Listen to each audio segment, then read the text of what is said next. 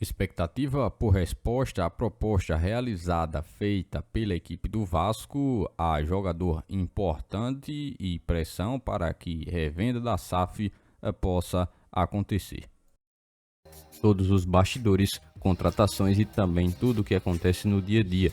Estarei te deixando 100% atualizado sobre o que acontece no Gigante. Mas antes de eu te deixar muito bem informado do que acontece no Vasco, inscreva-se no canal, ative as notificações e também deixe sua curtida neste vídeo. Agora vamos partindo para as últimas notícias do Vasco no dia de hoje.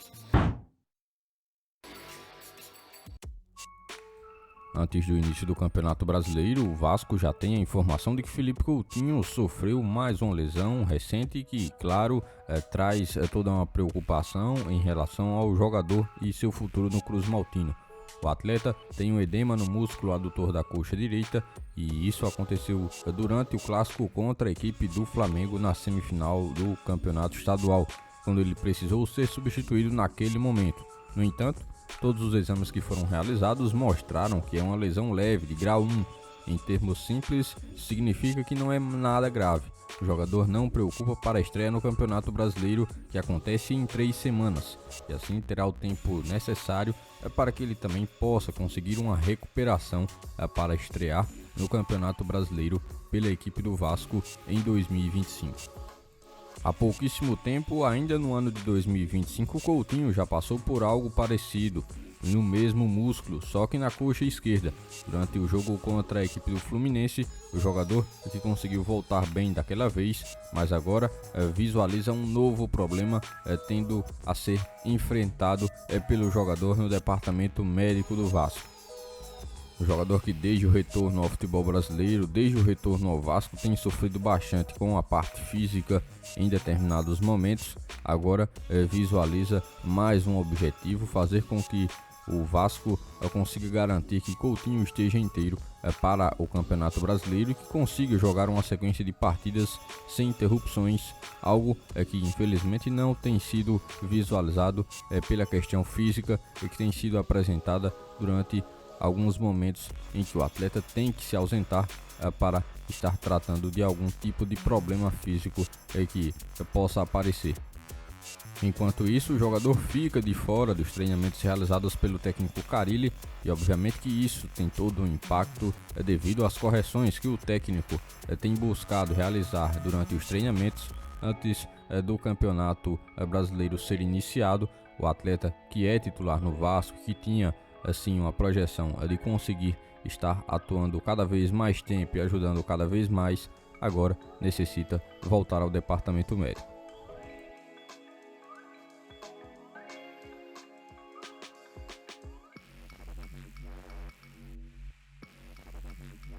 Antes do início do Campeonato Brasileiro ser realmente colocado em prática, a diretoria do Vasco tem estado em um momento buscando um acerto importante. Isso porque eu contém justamente o futuro do goleiro Léo Jardim no clube. Com um contrato válido só até o fim deste ano, agora a vez é do jogador buscar uma renovação. O time fez uma oferta e melhorou os valores e agora espera uma resposta do arqueiro e de todo o seu staff para que consiga prosseguir na negociação para a manutenção do goleiro que chegou ao Vasco no início de 2023. Ainda em dezembro de 2024, o Vasco já havia colocado a primeira oferta na mesa, um contrato de 4 anos até 2028 com a possibilidade de extensão automática até 2029. A proposta incluía um aumento de salário e uma multa rescisória bem mais alta para proteger o time de perdê-lo facilmente.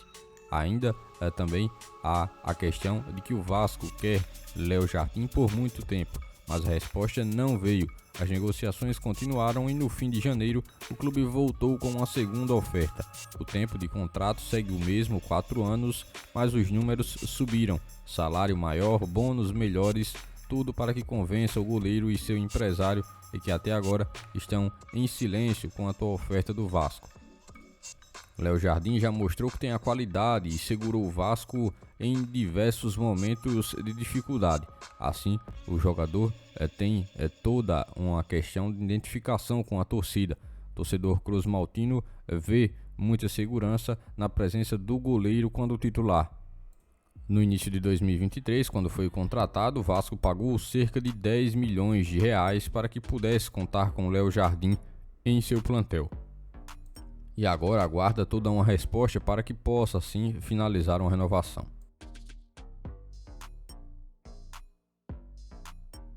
A atual direção do Vasco tem sofrido bastante pressão para que possa revender a SAF do Vasco o quanto antes. E dessa forma, o Cruz Maltino tem estado bem pressionado antes do início do Campeonato Brasileiro.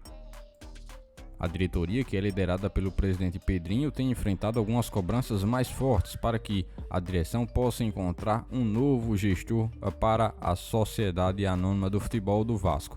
A situação atual não anda tendo em vista principalmente alguns processos realizados envolvendo a 777 Partners, antiga gestora do futebol do Vasco, que comprou 70%, mas que não cumpriu alguns acordos e dessa forma o associativo passou a ter o controle em relação ao futebol do Cruz Maltino.